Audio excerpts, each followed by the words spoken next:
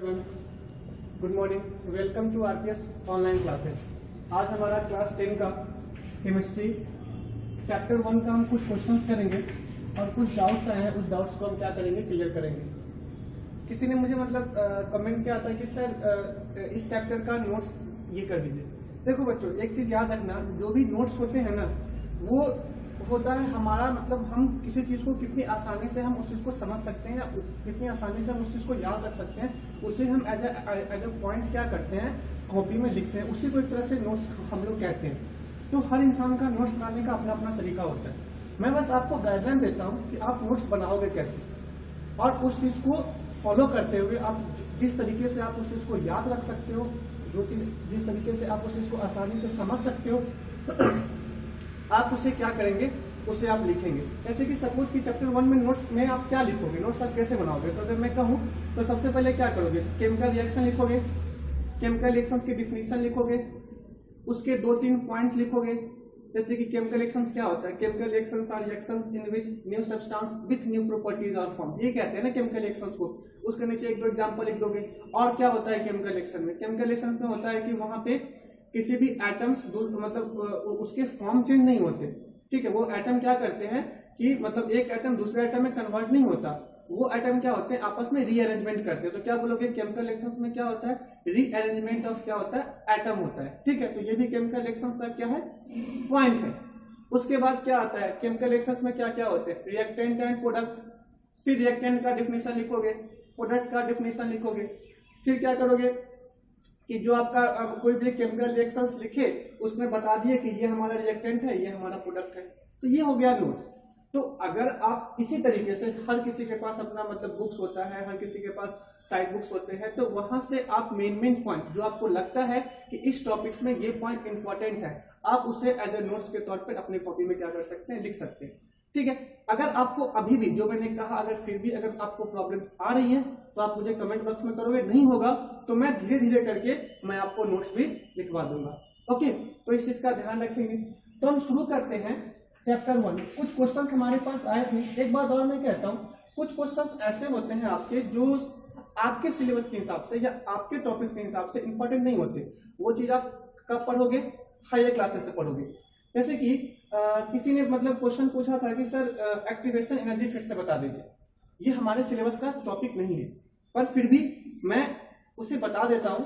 पर इस चीज का ध्यान रखेंगे कि जो चीज आपके सिलेबस का नहीं है उस चीज को ज्यादा डिटेल में पढ़ने की जरूरत नहीं है। ठीक है, तो सबसे एक्टिवेशन एनर्जी भी था, उसको मैं क्लियर करता हूं। किसी ने पूछा था कि सर MnO4 पे हम -1 चार्ज क्यों देते हैं।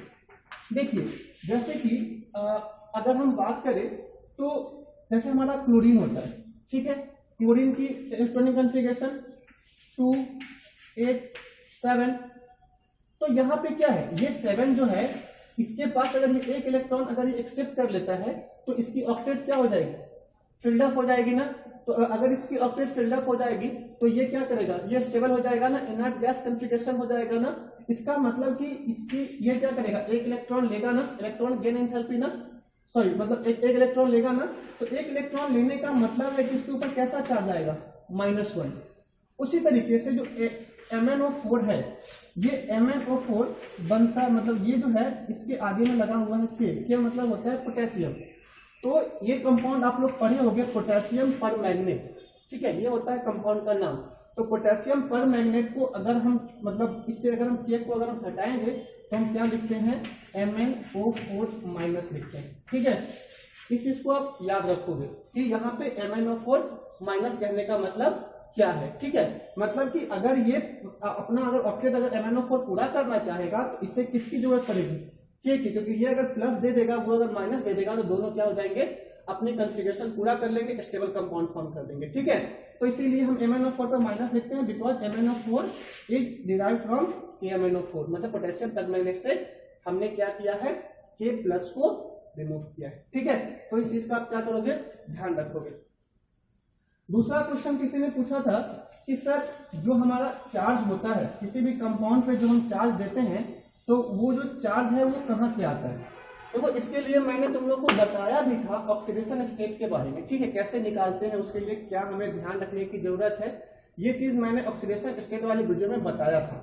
ठीक है, कि जिस किसी का भी आपको चार्ज अगर निकालना है कि उस एलिमेंट पे कौन सा चार्ज होगा, तो उसके लिए मैंने कुछ स्टेप्स अपने प्रीवियस वीडियो में मैंने लिखा था, आप उसे देखोगे और उससे आप क्वेश्चन करोगे। एक क्वेश्चन मैं अगर करा दूं, अगर आपको बता दूं कि कैसे हम निकालते हैं, तो आप इस चीज का आप ध्यान रखो। जैसे सपोज करो कि हमारे पास, जैसे कि मैंने MnO4 का एग्जाम्पल दिया था, ये है ना, तो आपको नहीं पता कि Mn पे जो चार्ज है वो कितना है, तो हम क्या करेंगे, जिसका हमें नहीं पता उसका हम क्या मानते हैं, x।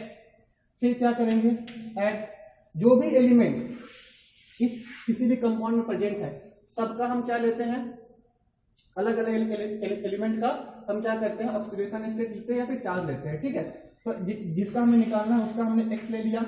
ठीक है, उसके बाद क्या, ऑक्सीजन, एक ऑक्सीजन में कितना होता है -2, हमारे पास ऑक्सीजन कितने हैं 4, तो क्या करेंगे 4 से मल्टीप्लाई, और जो मैंने कहा था ये सबका सम किसके बराबर होगा, जो चार्ज होगा उसके बराबर होगा, तो चार्ज क्या है -1। तो आप देखिए x -8 इज इक्वल टू -1, तो x is equal to -1 + 8 that is equal to +7। इस तरीके से हम क्या करते हैं, किसी भी कंपाउंड, मतलब किसी भी कंपाउंड में किसी भी एलिमेंट का चार्ज कितना है ये हम निकालते हैं। ठीक है, आपको ऑक्सीजन का, हैलोजन का, अल्कली मेटल्स का, ये सब का आपको याद रखना पड़ेगा ये सब की क्या होती है, कितनी होती है, मतलब चार्ज कितनी होती है, आपको ध्यान रखना पड़ेगा। ठीक है, जनरली ये सब चीज हम ऐसे एलिमेंट के लिए निकालते हैं जिनकी वैलेंसी क्या होती है, वेरिएबल होती है, मतलब कि आपको नहीं पता होता कि जब वो ऑक्सीजन के साथ कंबाइन कर रहा है तब कितना बना रहा है, जब वो क्लोरीन के साथ कंबाइन कर रहा है तब कितना बना रहा है। तो ये चीजें आपको आपके सिलेबस में उतनी डिटेल में नहीं पढ़नी, शायद पढ़नी भी नहीं है, बट आप इस चीज को ध्यान रखोगे। ठीक है, इसे इसकी निकाल के देखना, K2Cr2O7 में 1 मोमियम की चार्ज कितनी है, आपको समझ में आ जाएगा कैसे निकालते हैं। ठीक है,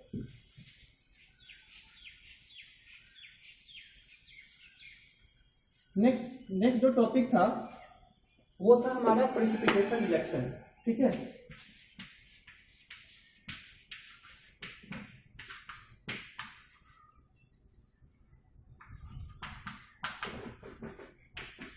स्पेलिंग चेक कर लीजिएगा। ठीक है, प्रेसिपिटेशन रिएक्शन का यही होता है। ठीक है, तो प्रेसिपिटेशन रिएक्शन में क्या है, हमें पढ़ना था, ये किसी ने पूछा था सर ये क्या होता है, तो मैंने इसके बारे में मैंने आपको थर्ड वीडियो में मुझे याद है कि मैंने इसके बारे में एक्सप्लेन भी किया था, लेकिन फिर से कर देता हूँ, आपके डाउट है तो।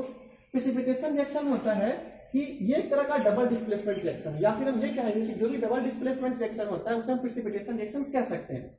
कैसे, ये मैं आपको बताता हूँ। तो सबसे पहला चीज कि प्रेसिपिटेशन रिएक्शन होता क्या है, तो ऐसा रिएक्शन जिसमें कि कोई भी प्रेसिपिटेट फॉर्म हो या कोई भी सॉलिड प्रोडक्ट फॉर्म हो किसी भी रिएक्शन में, तो उसे हम क्या कहेंगे, प्रेसिपिटेशन रिएक्शन कहेंगे। मतलब कि ऐसा रिएक्शन जिसमें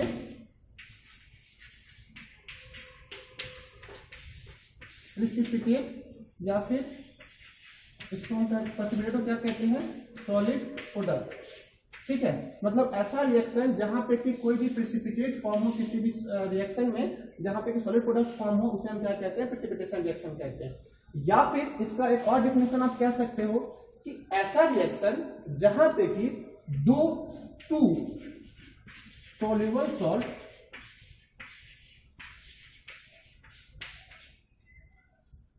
ठीक है, टू सॉल्युबल सॉल्ट क्या होगा, कंबाइन करेगा या रिएक्ट करेगा, तो हमें एक सॉल्युबल सॉल्ट, ठीक है, एक सॉल्युबल और एक इनसॉल्युबल सॉल्ट फॉर्म होगा।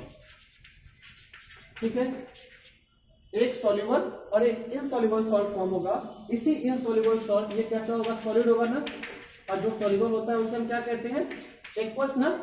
तो ये जो इनसॉल्युबल सॉल्ट फॉर्म हुआ है इसी को हम क्या कहते हैं, प्रेसिपिटेट कहते हैं। और जहां भी प्रेसिपिटेट फॉर्म होता है उस रिएक्शन को हम क्या कहते हैं, प्रेसिपिटेशन रिएक्शन कहते हैं। ठीक है, अब मुझे बताइए कि टू सॉल्युबल सॉल्ट का रिएक्शंस हम किस रिएक्शन में कराते थे, डबल डिस्प्लेसमेंट रिएक्शन में। ठीक है, डबल डिस्प्लेसमेंट रिएक्शन में, डबल डिस्प्लेसमेंट रिएक्शन में क्या होता है, जहां पे कि टू डिफरेंट आयंस क्या करते हैं, एक दूसरे के साथ एक्सचेंज करते हैं। ठीक है, अपने आयंस को एक्सचेंज करते हैं, उसमें क्या होता है, डबल डिस्प्लेसमेंट रिएक्शन होता है। तो क्या होगा कि वहां पे एक सॉल्युबल बनेगा, एक इनसॉल्युबल बनेगा। अब आपके मन में ये क्वेश्चन आ सकता है कि सर हम कैसे बताएंगे कि ये हमारा सॉल्युबल है या ये हमारा इनसॉल्युबल है, इसके लिए हम क्या करेंगे? तो मैं आपको कुछ एलिमेंट इसके नाम लिख देता हूं, आप इस चीज को क्या करोगे, याद रखोगे।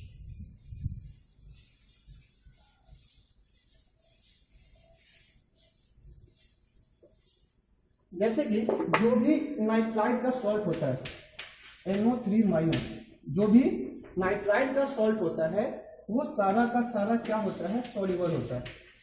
ठीक है, क्या होता है, सॉल्युबल होता है।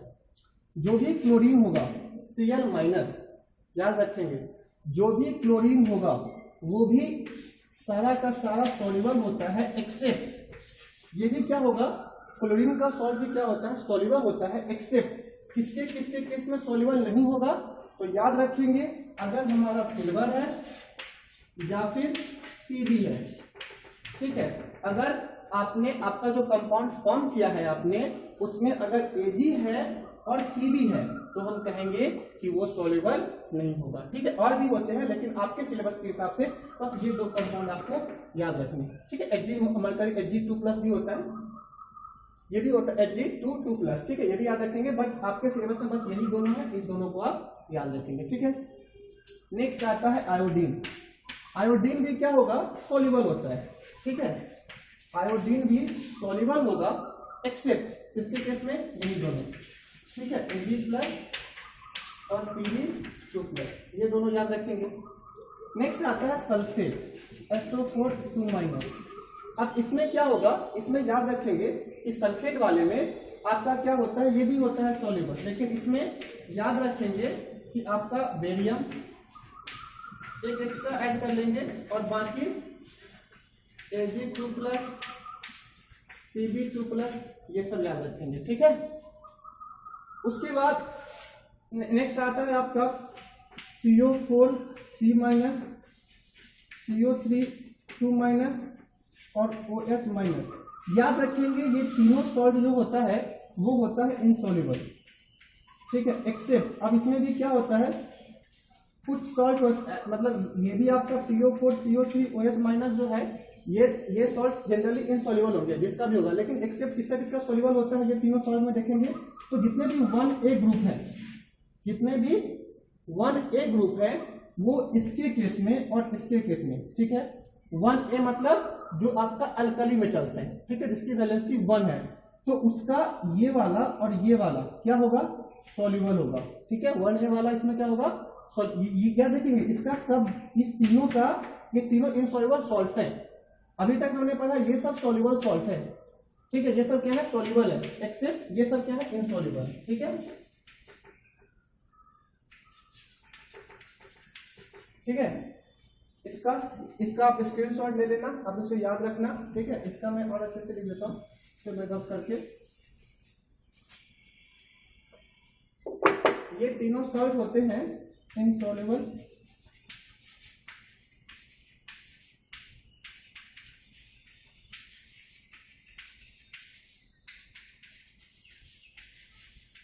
ठीक है।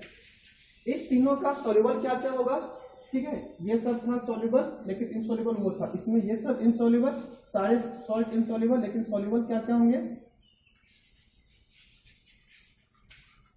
PO4 के लिए सॉल्युबल होता है 1A वाला और NH4+, यही दोनों सॉल्युबल होगा, बाकी सारे क्या होंगे, इनसॉल्युबल होंगे।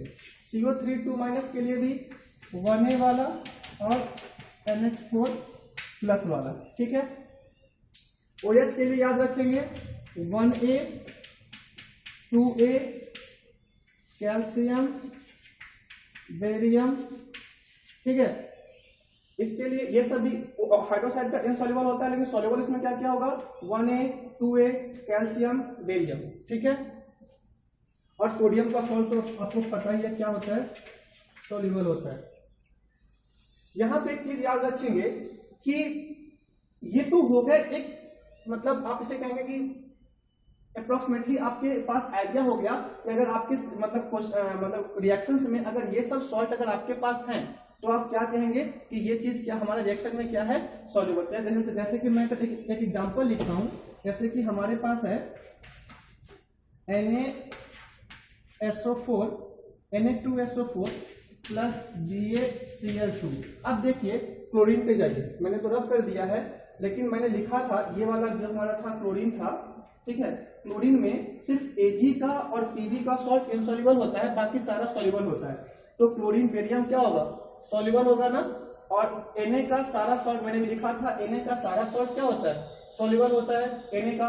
और सल्फेट में भी जो मैंने लिखा था, सल्फेट में भी मैंने लिखा था, तो मैंने कहा था ये वाला जो सॉल्युबल था इसमें यही सब जो है वो क्या है, इनसॉल्युबल, मतलब सॉरी यही सब क्या है, हाँ ये यही सॉल्ट्स क्या होंगे, इनसॉल्युबल होंगे। तो यहाँ पे देखिए Na के साथ सल्फेट, उसमें Na तो नहीं लिखा हुआ है इनसॉल्युबल में, इसका मतलब ये भी क्या है, सॉल्युबल है। तो ये भी लिखेंगे एक्वस और ये भी लिखेंगे एक्वस, ठीक है, याद रहेगा। उसके बाद इस दोनों का हम रिएक्शन कराते हैं, तो रिएक्शन हमने करा दिया, ठीक है। तो जैसे ही हमने रिएक्शन कराया तो मैंने क्या कहा, double displacement reaction is a type of precipitation reaction, लेकिन उसमें क्या होता है, आयंस का क्या होता है, एक्सचेंज होता है ना। तो Na कहाँ चला जाएगा, Cl के साथ, और Ba कहाँ जाएगा, सल्फेट के साथ। तो NaCl और BaSO4। अब देखिए मैंने अब ये दोनों तो हमें एक्वस पता लग गया, ठीक है, लेकिन इस दोनों में हम कैसे पता करेंगे कौन हमारा एक्वस है और कौन हमारा इनसॉल्युबल है।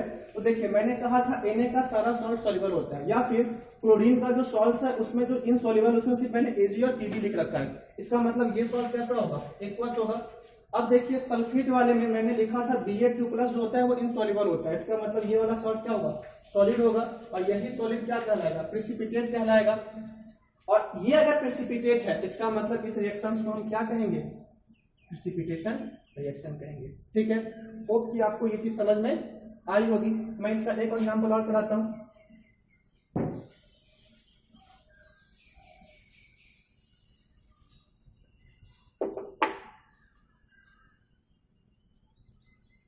देखिए अब क्या हमारे पास, जैसे कि सपोज कीजिए मैं लिखता हूं PbNO3 plus lead nitrate plus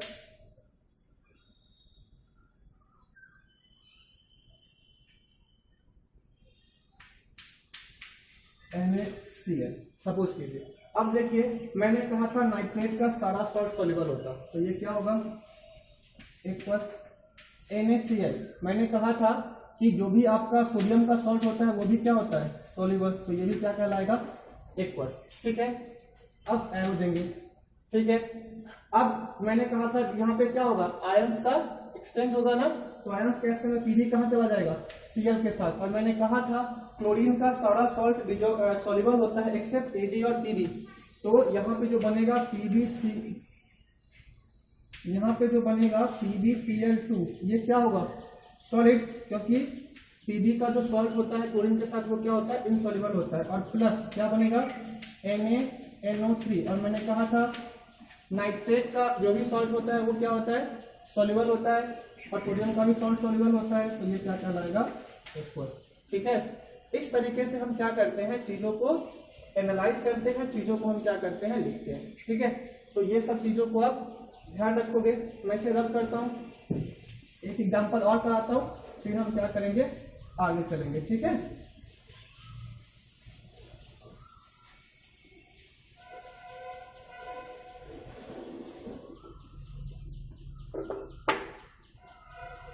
जैसे कि सपोज कीजिए NH4Cl, ठीक है, प्लस AgNO3। अब देखिए NH4 का सॉल्ट क्या होता है, सॉल्युबल, तो हम क्या लिखेंगे, एक्वस। AgNO3 नाइट्रेट का जो भी सॉल्ट होता है वो क्या होता है, सॉल्युबल होता है, तो इसे हम क्या लिखेंगे, एक्वस, ठीक है। इस दोनों का हमने रिएक्शन कराया। अब देखिए अब ये दोनों क्या करेंगे, आपस में अपने आयंस को एक्सचेंज करेंगे ना, तो यहाँ पे Ag के साथ क्या आएगा, Cl। और मैंने कहा था क्लोरीन का कौन सा सॉल्ट सॉल्युबल होता है, Ag के साथ, सॉरी कौन सा सॉल्ट इनसॉल्युबल होता है, Ag के साथ इनसॉल्युबल होता है, तो ये कहलाएगा सॉलिड। और प्लस यहाँ पे देखिए ये हो जाएगा आपका NH4NO3 अमोनियम नाइट्रेट, ठीक है। ये तो ये क्या होगा, सॉल्युबल, तो क्या कहलाएगा, एक्वस। इस तरीके से आप क्या करोगे, 5-6 एग्जांपल्स करोगे, आप उसे सॉल्व करोगे। और कोई भी डाउट्स आता है इस, देखिए मैंने जो लिखा था ना, ऐसा नहीं है कि इतने ही होते हैं, और भी होते हैं इसमें, ठीक है, बट ये आपके मेन थे जो आपके क्वेश्चंस में जनरली पूछे जाते हैं, आपके क्वेश्चंस में जनरली ये चीज आते हैं, ठीक है, कि किसका सॉल्युबल होगा, कौन सा इनसॉल्युबल होगा, क्या होगा, कैसे होगा, तो ये चीज आपको वहां पे ध्यान रखना है, ठीक है। तो आप इसे करोगे, ठीक है, और अगर मुझे कोई अगर मेरे ध्यान में आएगा इसके अलावा तो मैं आपको वो चीज बताऊंगा, ठीक है। तो इस चीज को आप अच्छे से कर लोगे। तो मैं होप करता हूं इस चीज से आपको दो चीजें क्लियर हो जाएंगी, एक स्टेट मेंशन करना और दूसरा कि आपका प्रेसिपिटेशन रिएक्शंस है कि नहीं है ये आपको बताना, ठीक है। अब हम कुछ क्वेश्चंस करते हैं, हमारे पास कुछ क्वेश्चंस हैं, तो आपको बताना है कि इसमें से कौन सा किस टाइप का रिएक्शन है। जैसे कि हमारा ये रिएक्शन अगर मैं लिखता हूं,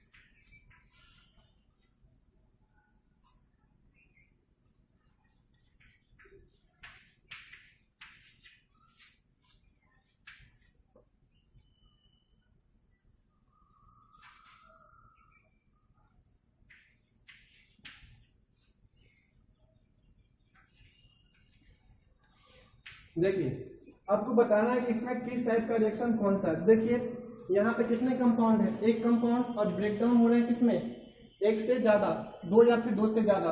तो यहाँ पे इस रिएक्शन क्या कहते हैं, डिकम्पोजिशन रिएक्शन, ठीक है, याद रखेंगे। यहाँ पे देखिए दो कंपाउंड कंबाइन कर रहे हैं, फॉर्म कितना कर रहा, वन, तो ऐसे रिएक्शन को क्या कहते हैं, कॉम्बिनेशन या फिर सिंथेसिस, ठीक है। नेक्स्ट देखिए यहाँ भी देखिए FeSO4 है, एक कंपाउंड है, ब्रेकडाउन हो रहा है, तो इसको इसीलिए हम क्या कहेंगे, डिकम्पोजिशन, ठीक है। NH4Cl। अब देखिए एक चीज याद रखिएगा, डिकम्पोजिशन रिएक्शंस में मैंने कुछ टाइप्स बताए थे, तो अगर मान लीजिए कि आपको पता है कि वो किस टाइप का रिएक्शन है, थर्मल है या फोटोकेमिकल है या फिर आपका क्या कहते हैं इलेक्ट्रिसिटी है, तो आप वहां पे वो चीज मेंशन करोगे, थर्मल डिकम्पोजिशन रिएक्शन, ठीक है। जैसे कि अगर मैं ये कहूँ FeSO4 क्या है, थर्मल डिकम्पोजिशन है, तो आप इस तरीके से क्या करोगे, मेंशन करोगे। ये रिएक्शंस में क्या होगा, ये भी डिकम्पोजिशन, और नीचे वाला में क्या होगा, कॉम्बिनेशन, ठीक है।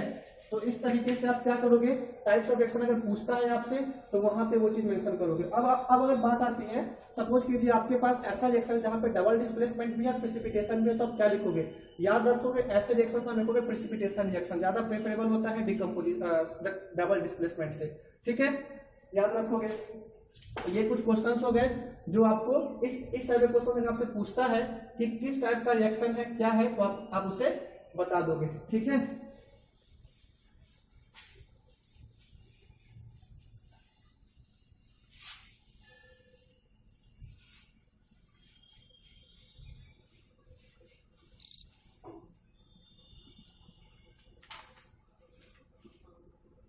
अब है next PbS plus H2O2 gives PbSO4 plus H2O। इस रिएक्शंस में आपको बैलेंस करने हैं, स्टेट मेंशन करना है, इसके अलावा ऑक्सीडाइजिंग मतलब ऑक्सीडाइज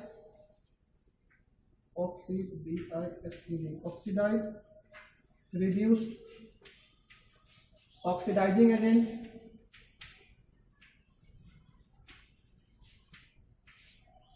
रिड्यूसिंग एजेंट, ठीक है। आपको ये सारी चीजें मेंशन करनी है। तो मैं आपको ऑक्सीडाइज रिड्यूस बता देता हूं, ऑक्सीडाइजिंग रिड्यूसिंग आप खुद से करोगे।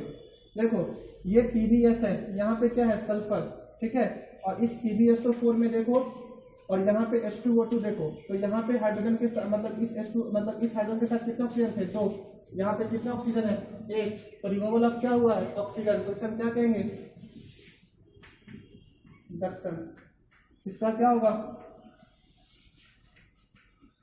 क्योंकि यहाँ पे देखो PbS के साथ कोई ऑक्सीजन नहीं है ना, लेकिन यहाँ पे क्या है, तो अब बाकी बच गया ऑक्सीडाइजिंग एजेंट, रिड्यूसिंग एजेंट, तो ये चीज आप क्या करोगे मेंशन करोगे, ठीक है। तो ये चीज याद रखोगे, इस तरीके से हम क्या करते हैं क्वेश्चंस को करते हैं। नेक्स्ट डे जैसे आज हमने किया था, क्वेश्चंस किया था आपको सॉलिड प्रोडक्ट के ऊपर, नेक्स्ट डे हम क्वेश्चन करेंगे कलर के ऊपर, कि सब्सटेंस का कलर देख करके हम कैसे बताएंगे, मतलब कलर हम कैसे याद रखेंगे और कलर से हम कैसे कहेंगे कि ये कंपाउंड ये होगा। जैसे कि इस तरह क्वेश्चन पूछता है कि एक कंपाउंड है कोई जो कि किसी भी मेटल का क्या है नाइट्रेट है, ठीक है, तो मेटल का अगर नाइट्रेट है और उसको अगर हम जो कलरलेस नेचर का है और अगर उसे हम डिकम्पोज करते हैं तो वो एक बनाता है आपका ब्राउन कलर का कंपाउंड और एक बनाता है आपका क्या कहते हैं ब्लैक कलर का कंपाउंड, ठीक है, और एक गैस इवॉल्व होता है। कितने कंपाउंड हो गए, 3। तो अब आपको क्या करना है कि आपको तो बताया है कलर, तो आप कैसे पता करोगे, इसीलिए मैं कुछ कंपाउंड के कलर आपको बताऊंगा, आप उस कंपाउंड के कलर को याद रखोगे, वो अगर याद रखते हो तो इस टाइप के क्वेश्चंस क्या होंगे आपके सॉल्व हो जाएंगे, ठीक है। होप आपको ये समझ में। अच्छा हाँ, किसी एक चीज याद है, एक्टिवेशन एनर्जी किसी ने पूछा था, तो देखिए ये आपके सिलेबस में तो नहीं है पर याद रखिएगा, एक्टिवेशन एनर्जी जो होता है वो ऐसा एनर्जी होता है जो कि हम किसी भी रिएक्शंस में यूज करते हैं for to activate the chemical reaction. क्योंकि किसी भी केमिकल रिएक्शन में अगर देखोगे तो क्या होता है कि जो पुराना बॉन्ड होता है, मतलब जो ओल्ड बॉन्ड होता है वो क्या होता है टूटता है, और क्या होता है नया बॉन्ड क्या होता है फॉर्म होता है। तो मेरा कहने का मतलब है, जैसे कि मैं अगर इसी रिएक्शन को अगर देखूं तो यहाँ पे देखिए कि Pb के साथ सल्फर था, यहाँ पे H2 के साथ O2 था, या इस रिएक्शन में क्या हुआ है Pb के साथ SO4 आ गया, क्यों आया, क्योंकि यहाँ से ऑक्सीजन क्या हुआ टूटा है। तो मेरा कहने का मतलब है इस रिएक्शन को होने के लिए हमें किसी भी तरह का एक्सटर्नल कोई भी चीज, चाहे वो टेम्परेचर, प्रेशर, रिएजेंट, कुछ भी चीज देना पड़ा होगा, इसके कारण कि ये रिएक्शन फॉरवर्ड डायरेक्शन में या फिर आगे की तरफ गया है।